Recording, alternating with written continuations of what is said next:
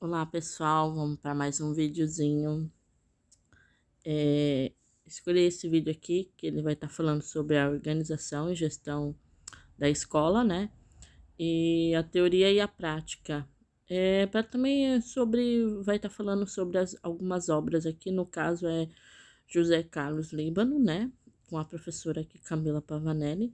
E ela vai estar falando um pouquinho mais sobre esse, esse livro que fala um pouquinho sobre esse tema. Vamos lá? Aqui. Bem, eu sou a professora Camila Pavanelli e hoje estou aqui com mais um conteúdo que vai te auxiliar aí na hora da prova.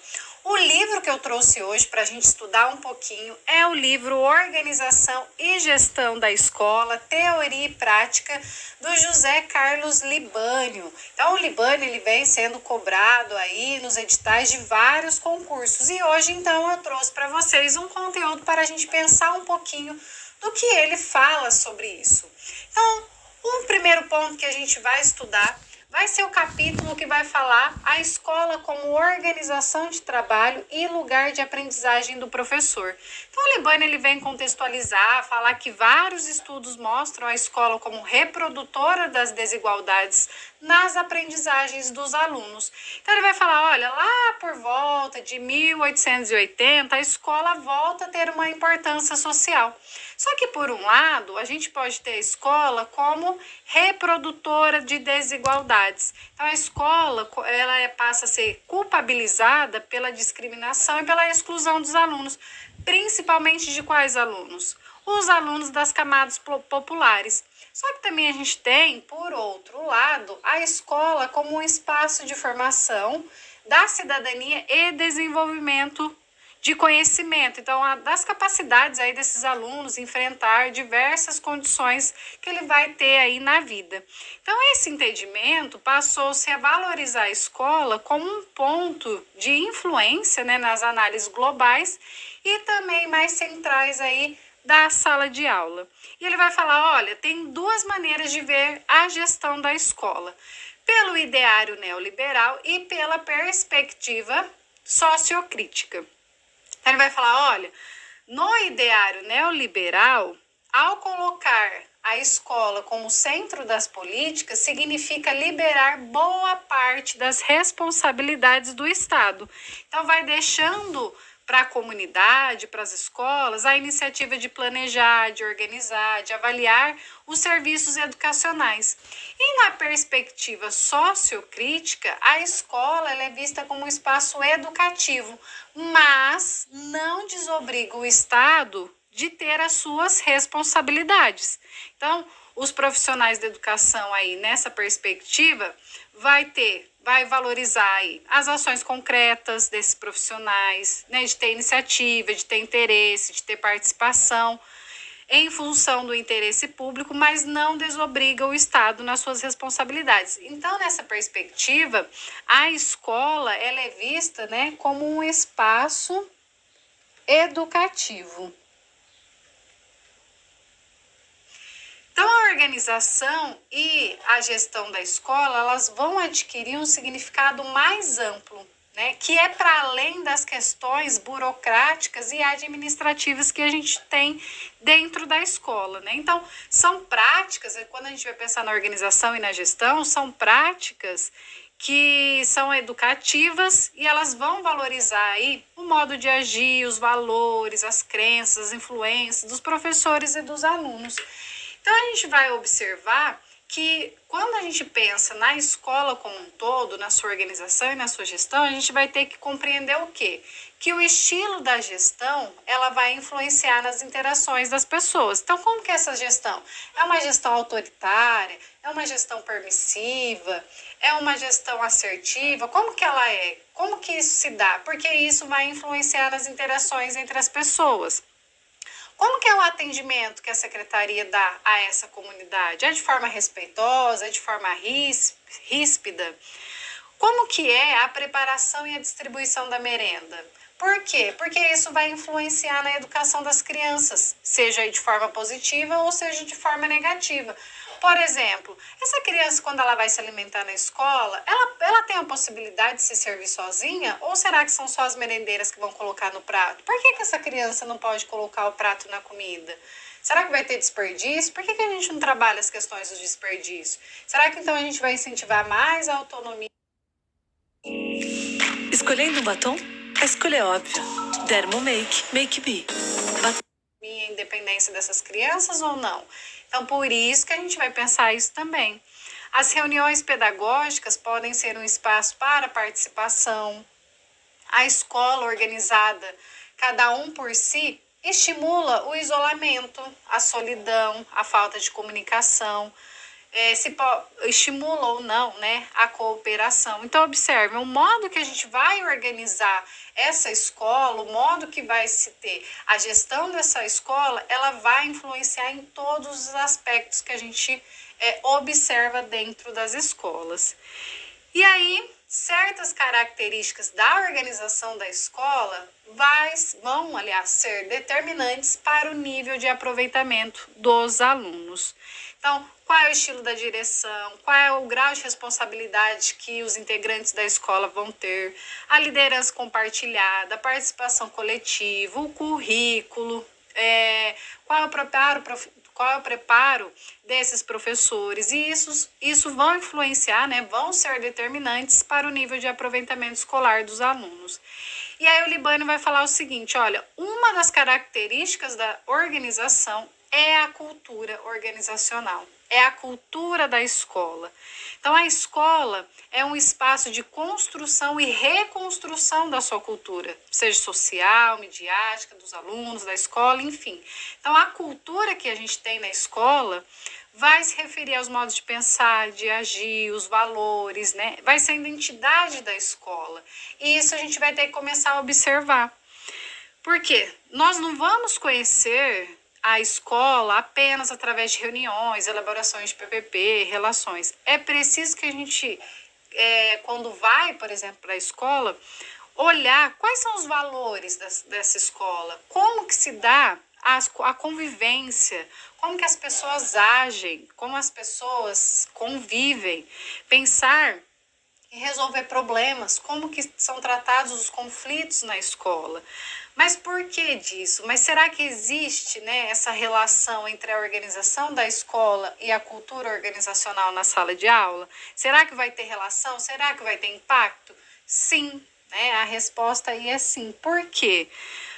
Porque a prática, os comportamentos que as pessoas se manifestam ali dentro da escola vai influenciar diretamente nos comportamentos dos professores em sala de aula.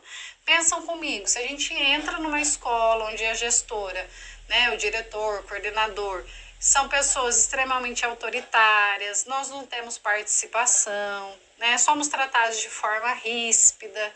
Pensa, como que vocês iriam trabalhar num ambiente desse? Vocês iriam felizes, alegres, contentes? Será que de fato isso não vai impactar no nosso momento que a gente está ensinando esses alunos? Então, por isso que o Libânio vai trazer essas considerações. E aí ele vai falar da participação do professor na organização. Por quê? Participar da organização e da gestão, os professores vão aprender várias coisas. Aprendem a tomar decisões coletivamente, a formular o projeto político-pedagógico. E, prestem bem atenção, vocês vão lendo os textos do Libânio, vocês vão ver o quanto ele é enfático, principalmente na questão de participação na elaboração do projeto político-pedagógico. Dividir com os outros colegas as suas preocupações, desenvolver a solidariedade, assumir responsabilidade pela escola, né? Aprendem as suas profissões. Então, participar ativamente da gestão e na organização da escola implica conhecer os objetivos, o funcionamento, o trabalhar, o cooperar. Então, por isso que é de extrema importância. Então, quando a gente entra na escola, né, a gente vai ter que ter um olhar crítico sobre aquilo. Muitas vezes vai falar, mas a escola é desse jeito. Sempre foi assim. E não é. Se sempre foi assim, determinadas atitudes, determinados comportamentos, a gente pode modificá-los. E como nós vamos modificá-los? Para isso, a gente precisa ter conhecimento. Então, a organização escolar, como ambiente de aprendizagem, como um espaço de formação continuada dos professores, que vão refletir, pensar, analisar, criar práticas como sujeitos pensantes e não como meros executores de decisões burocráticas. Então veio isso para nós, a gente vai lá e vai executar sem nenhuma crítica, sem nenhuma opinião. Então, por isso que a gente tem que pensar que nós, professores, temos sim que participar da organização e da gestão da escola, tá? E isso vai formar a nossa identidade profissional. Por quê? Porque a nossa identidade profissional depende, em boa parte, da organização da escola. Depende de uma boa estrutura, né, de como que a coordenação pedagógica faz essa escola funcionar, como que se propõe, como que coloca em prática o projeto político-pedagógico, como articula o trabalho dos profissionais, como que se dá a questão da reflexão da prática e sobre a prática. Então, a organização do ambiente escolar, ela é muito importante, é a nossa, principalmente, participação de futuros aí professores, tá? Então, a gente vai pensar um pouquinho, né? O Libânio vai trazer para a gente a identidade profissional desses professores e o desenvolvimento aí de competências. Então, ele vai falar, olha, gente, o professor é um profissional cuja atividade é o ensino. E a nossa formação, principalmente inicial, ela vai proporcionar para nós conhecimentos, habilidades, atitudes requeridas para levar adiante o processo de ensino e aprendizagem dos nossos alunos. E esse conjunto de requisitos, ele vai falar que torna alguém profissionalidade, tá? Então, anotem aí esses terminhos que isso aparece no livro dele. Ele vai falar, olha, isso torna o professor profissionalidade, mas dentro da profissionalidade supõe que exista a profissionalização e o profissionalismo. Então, o que seria isso? Profissionalização refere-se às condições ideais. Então, formação inicial, formação continuada, uma remuneração compatível com a natureza e exigências profissionais, condições de trabalho, então a gente precisa ter recursos, materiais, ambiente, clima de trabalho, práticas de organização e de gestão. Isso é a profissionalização, certo? Ele vai falar que também tem que ter profissionalismo. Por quê? Para ter domínio da matéria, método de ensino, dedicação ao trabalho, participação na construção do projeto político-pedagógico, respeito à cultura dos alunos, assiduidade, rigor no preparo de trabalho. Por que essas duas se complementam? Gente, se eu tenho profissionalismo, mas eu não tenho condições ideais de trabalho, como que a gente vai conseguir executar ele? Mas se eu tenho ótimas condições de trabalho, um salário aí extremamente bom, a gente tem recurso, tem material, tem organização, tem prática, enfim. Mas aí eu não tenho profissionalismo, né? Eu sou aquela pessoa que não me dedica, que não preparo aula, que eu vou para aula, só pego o livrinho lá, abro o livro na hora para ver o que eu vou dar. Falta bastante, então por isso que os dois se complementam, tá? E aí ele vai falar, olha, no Brasil, professor é valorizado, gente?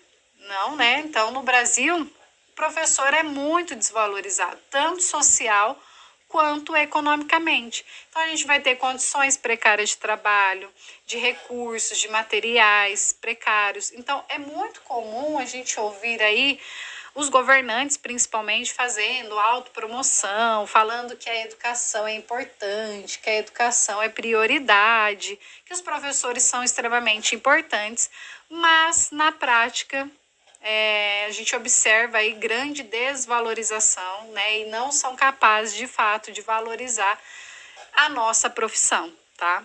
E as condições de trabalho, de desvalorização do nosso professor vai prejudicar a gente construir a nossa identidade. Então, por isso que muitas vezes a gente vai ter baixa autoestima, mal-estar. Por quê? São consequências dessa perda de identidade. Então, apesar dos problemas que a gente enfrenta enquanto professores, a gente vai observar que a qualidade dos resultados de aprendizagem é inseparável da qualificação e da competência dos professores. Então, por isso que a gente precisa valorizar, né, remunerar muito bem esses professores e também dar condições adequadas de trabalho. Então, olha, a gente vai ter uma formação inicial que ela vai ser extremamente, né, Brilhante mudou e tá incrível. Experimente o poder do novo Brilhante. primordial, mas a gente também vai ter que pensar na formação continuada, né? Porque tem que refletir, tem que avaliar o que se faz, tá? E aí ele vai falar então dos conceitos de organização, gestão e participação e a cultura organizacional. Porque a gente escuta organização, administração, gestão, e aí, o que são isso? São iguais, são diferentes? E aí ele vai trazer alguns conceitos. Ele vai falar, olha, organizar, administrar, gerir e a cultura escolar, para alguns, né, tem aí significados parecidos. Então, ó, organizar significa dispor de forma ordenada, articular as partes de um todo, prover condições necessárias para a realização de uma ação. É o ato de governar, de pôr em prática um conjunto de normas. É normas, tá, gente? E funções, é administrar, gerenciar, dirigir. E a cultura organizacional, organizações marcadas pelas interações sociais. Então, aí ele vem pensar. E aí? Organização, gestão, administração.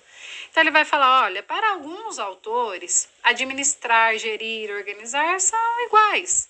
Né? Só que outros vão reconhecer a especificidade das escolas e preferem atribuir o termo organização. Então, por isso, no texto do Libânio, nós vamos utilizar organização. Então, organização nas escolas, por quê? Porque nas escolas tem um sistema de relações com características interativas que se diferencia das empresas. Então, é uma unidade social. As escolas são organizações e nelas sobressai a interação entre as pessoas para a promoção da formação humana. Mas, para que isso funcione, né, para que a organização funcione e realize seus objetivos, requer a tomada de decisão e direção e de controle dessas decisões. E é nesse contexto, então, anotem aí, que o Libânio vai denominar, então, gestão. Tá? Então, a organização e a gestão por Olibânio visam promover condições, meios e todos os recursos necessários para o funcionamento da escola e para o trabalho na sala de aula. Então, a organização e a gestão vão promover aí o envolvimento das pessoas no trabalho por meio de participação, de acompanhamento, de avaliação, tendo sempre como referência os objetivos de aprendizagem.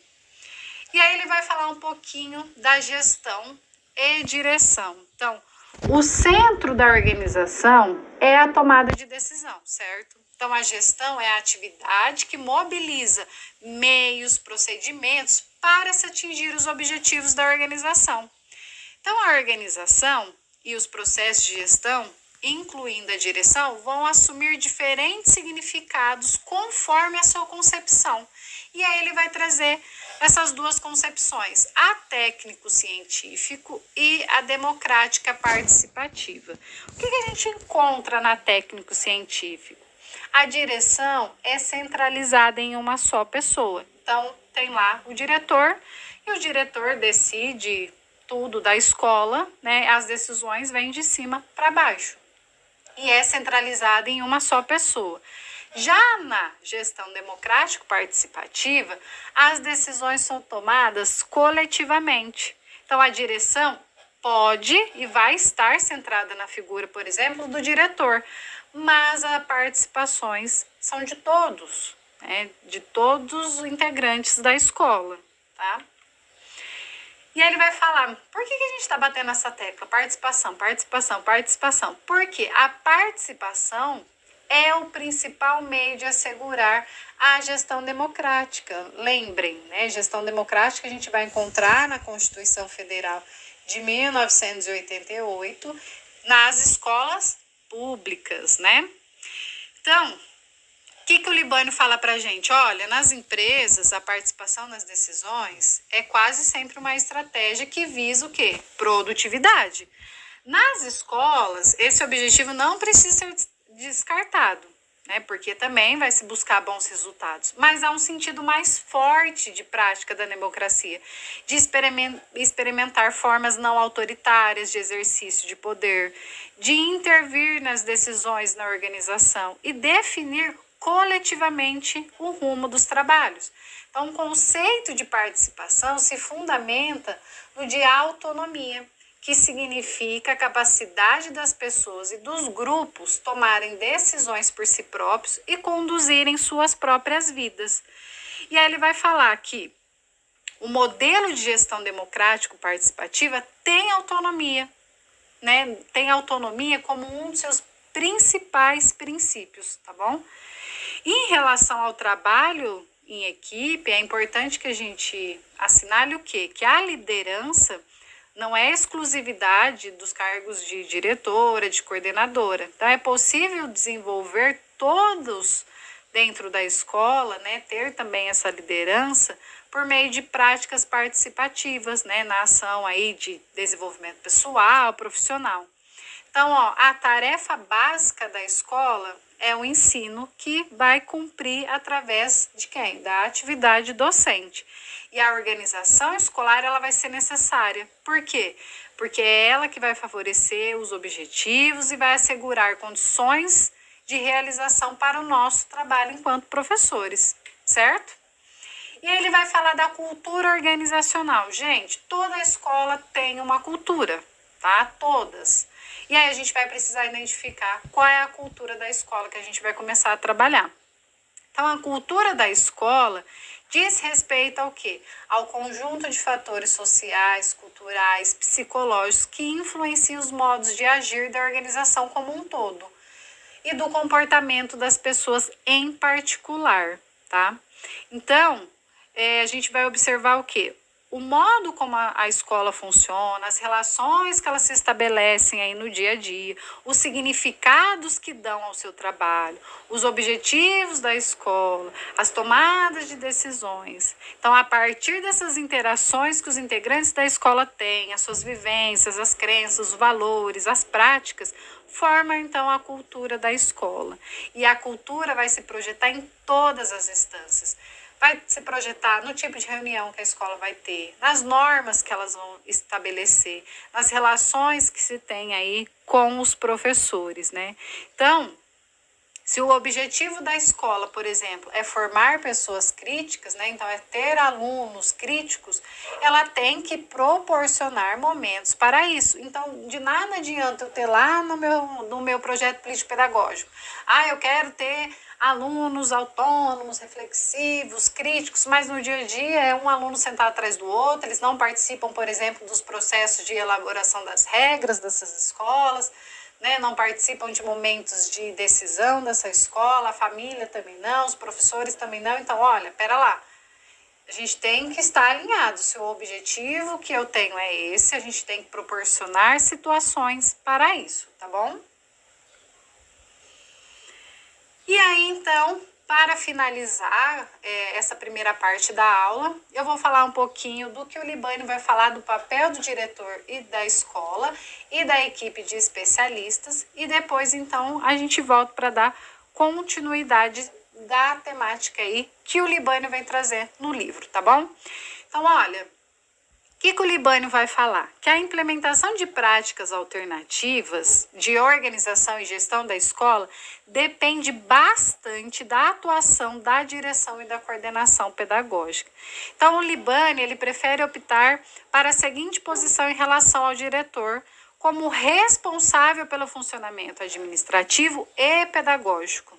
Então, geralmente a gente encontra o diretor fica responsável pelo burocrático e o coordenador pedagógico é responsável pelo pedagógico, né? Ele vai falar, não, olha, o diretor é responsável tanto pelo administrativo quanto pelo pedagógico, tá? Muitas vezes vai ficar mesmo a cargo da questão administrativa. Então, o financeiro, prédio, recurso, pessoal da cozinha, a faxineira, berçarista, né? E a parte pedagógica fica só para o coordenador. Então, ele vai fazer essa questão, ele vai trazer para a gente essa questão. Ele vai falar o quê também? Que o papel do diretor é um papel de líder, uma pessoa que aglutina aspirações, de desejos, né, que criam expectativas a um projeto comum.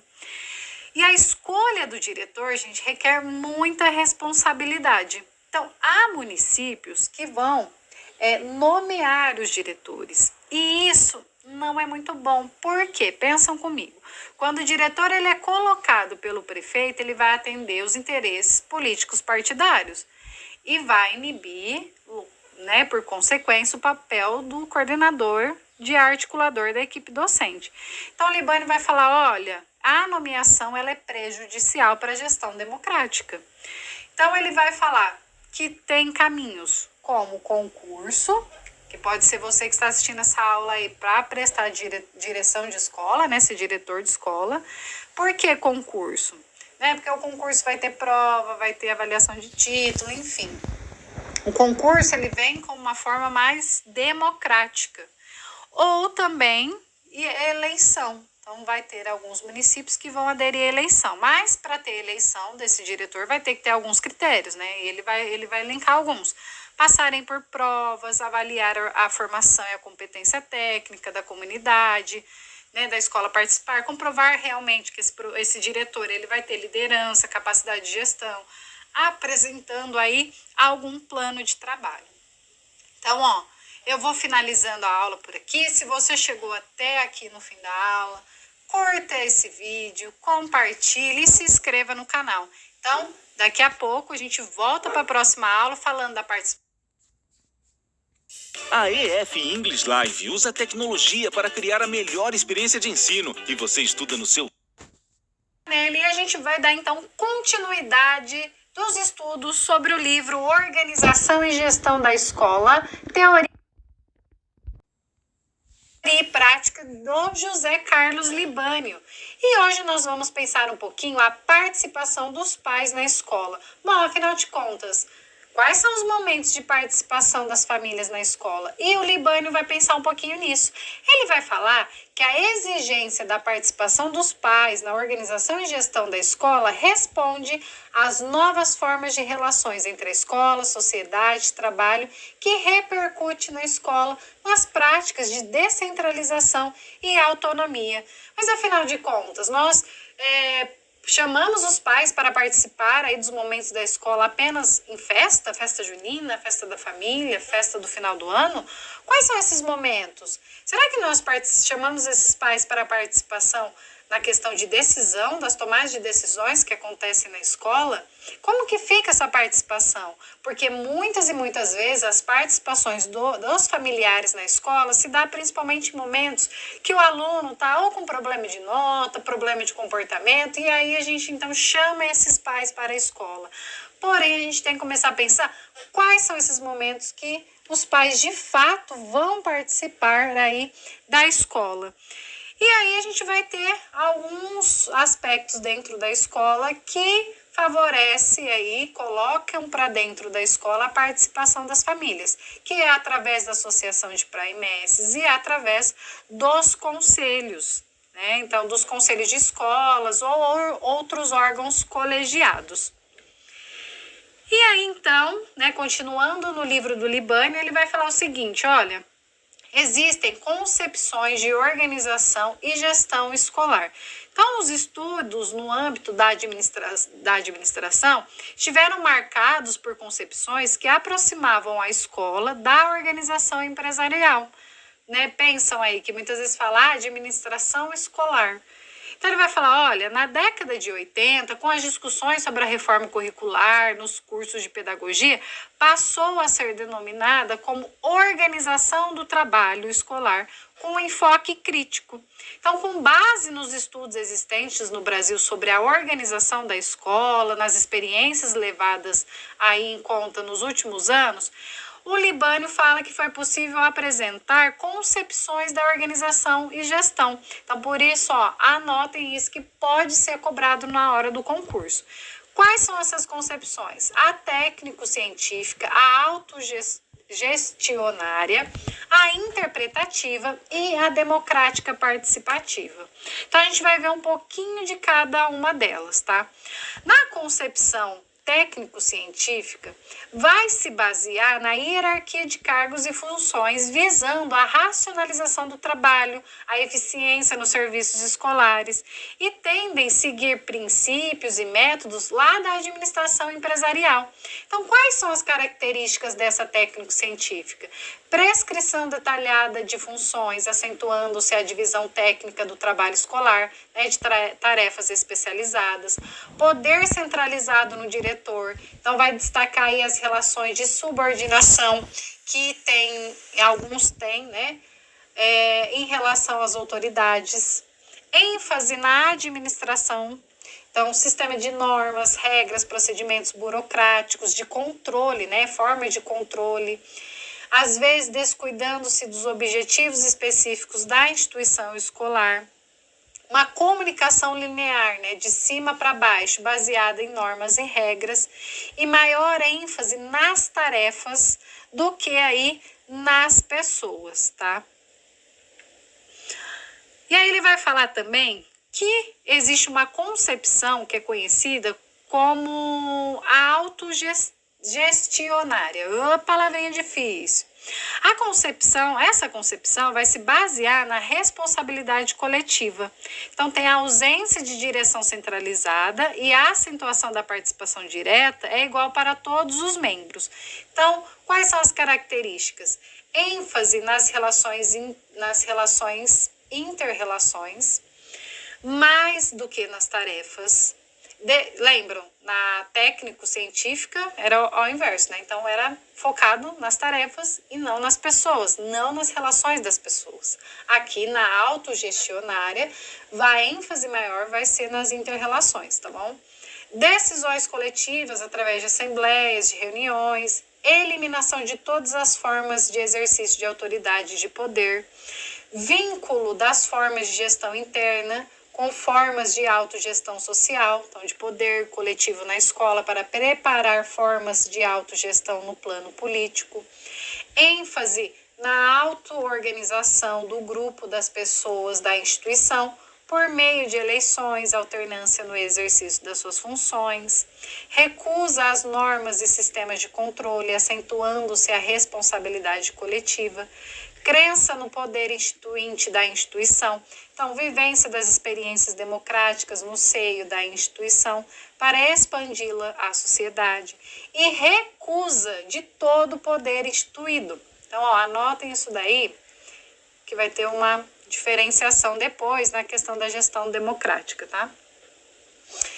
O caráter instituinte se dá pela prática da participação e autogestão dos modos pelos quais se contesta o poder aí instituído. Então, isso vai ser a autogestionária.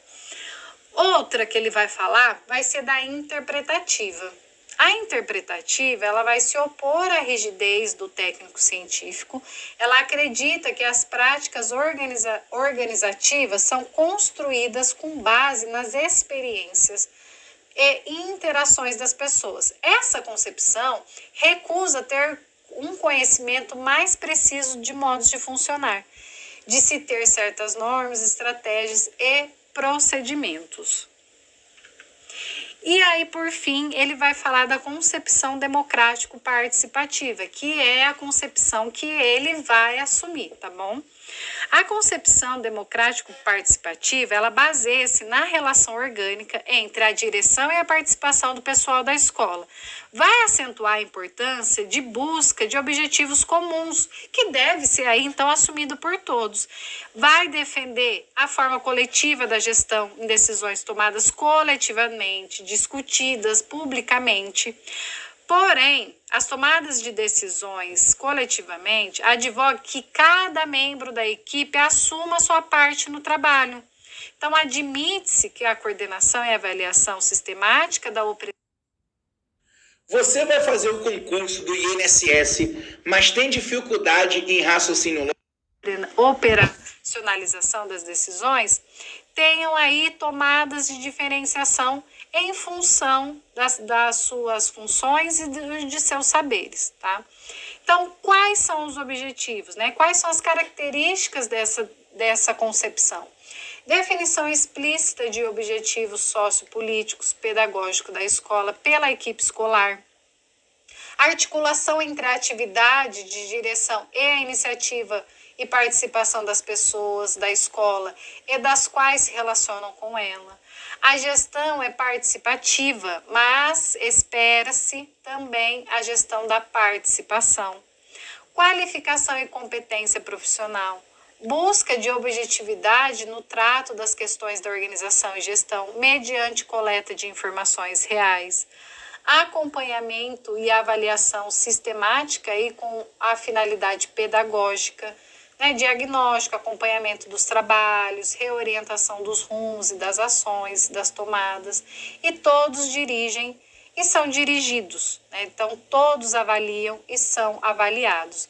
Então atualmente esse modelo democrático participativo tem sido influenciado por uma corrente teórica que compreende a organização escolar como cultura.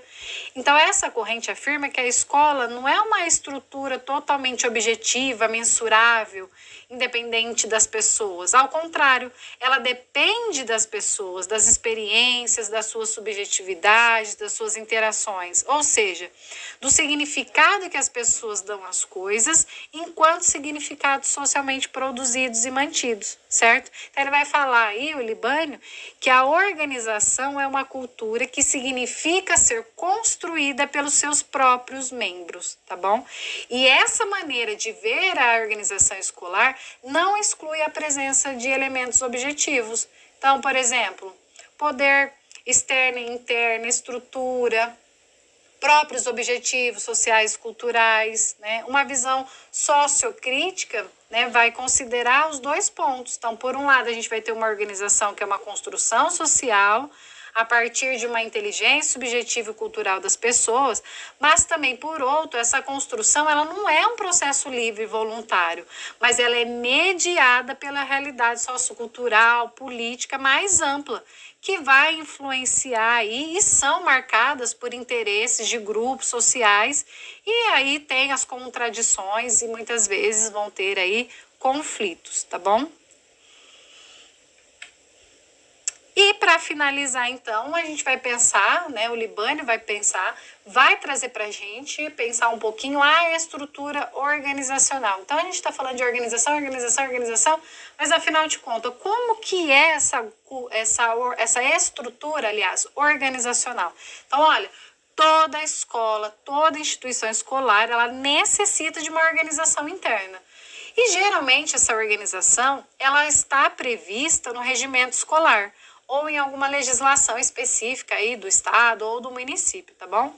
O termo estrutura é no sentido de organização, da disposição das funções que asseguram o funcionamento da escola como um todo, né? Que é no caso aí da escola. Essa estrutura, ela vai ser organizada e vai refletir na concepção e na organização da gestão, tá bom? Então ele vai falar, olha, a escola ela vai ter o conselho de escola. Esse conselho, que aí vai ter a participação dos pais, né, tem como atribuição ser consultiva, deliberativa, fiscal, em questões definidas aí pela legislação estadual ou municipal ou no regimento da escola. Então, em vários estados, o conselho ele é eleito no início do ano. E aí ele vai ter composições, vai ter os professores, os especialistas, os funcionários, os pais, os alunos, Então, o conselho de escola, em alguns lugares chamado de conselho de colegiado, é uma função básica para democratizar as relações de poder aí que tem dentro da escola. A gente vai ter também a direção. Então, o diretor ele vai coordenar, ele vai organizar, ele vai gerenciar todas as atividades da escola com o auxílio dos demais componentes do corpo, né, de especialidade, os técnicos administrativos, vai atender as leis, os regulamentos, as determinações dos órgãos superiores de ensino. Então, o assistente de diretor, por exemplo, ele desempenha as mesmas funções na condição de substituto, por exemplo, do eventual diretor, tá? A gente vai ter também aí o setor técnico administrativo. E quem que faz parte desse técnico administrativo? Então, responde a secretaria, a limpeza, a vigilância, né, os multimeios, que é a biblioteca, laboratório, enfim. E aí ele vai falar o quê? Que, por exemplo, tem a zeladoria, que é é o pessoal que é responsável pela manutenção, conservação, a limpeza do pátio, né? A guarda, a instalação de equipamentos, a preparação de distribuição da merenda escolar. Então, ele vai falar também que tem o setor pedagógico. Dentro do setor pedagógico, a gente vai ter o conselho de classe, a coordenação pedagógica, o orientador educacional. Então, o setor pedagógico ele vai compreender as atividades de coordenação pedagógica e orientação educacional. As funções desses especialistas vão variar aí conforme a legislação estadual ou municipal aí de onde você se encontra.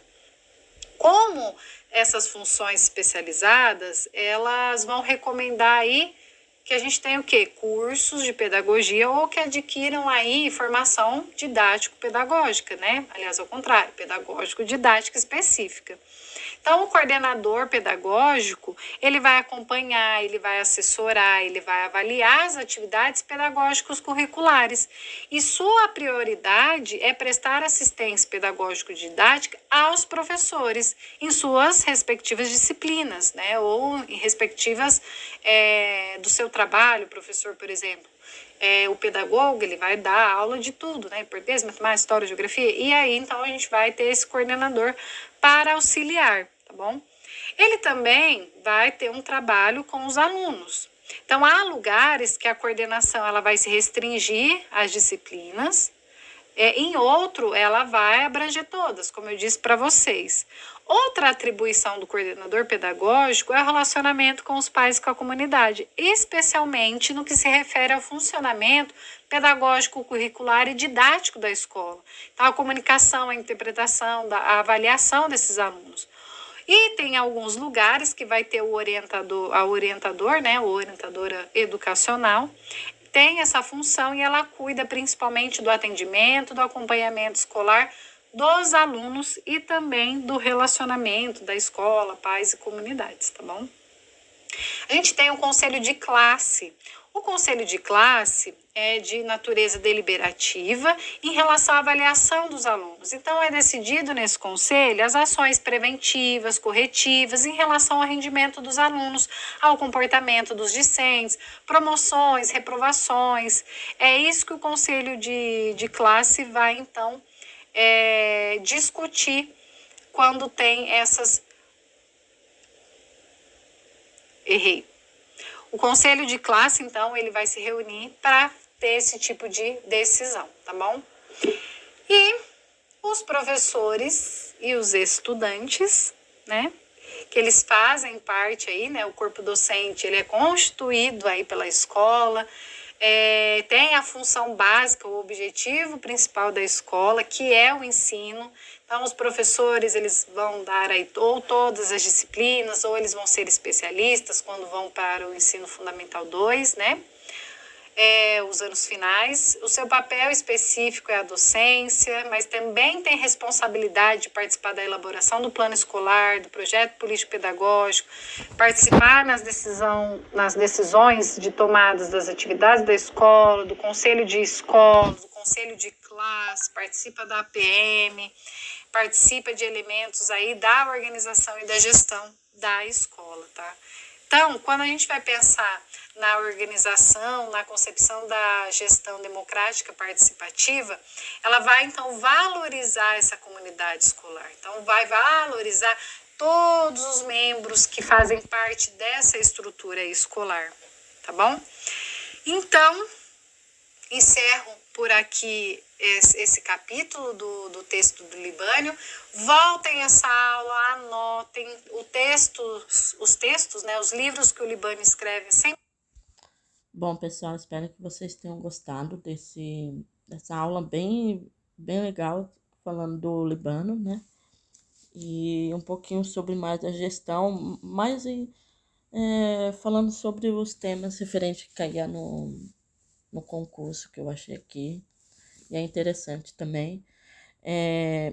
Eu vou fazer um videozinho bem legal, que vai ser meu último vídeo. E aí eu vou estar falando um pouquinho sobre a experiência que eu tive. E vou falar um pouquinho também sobre o livro que eu li. E falar um pouquinho sobre algumas experiências. Eu espero que vocês tenham gostado. Não esqueçam de curtir, compartilhar e comentar.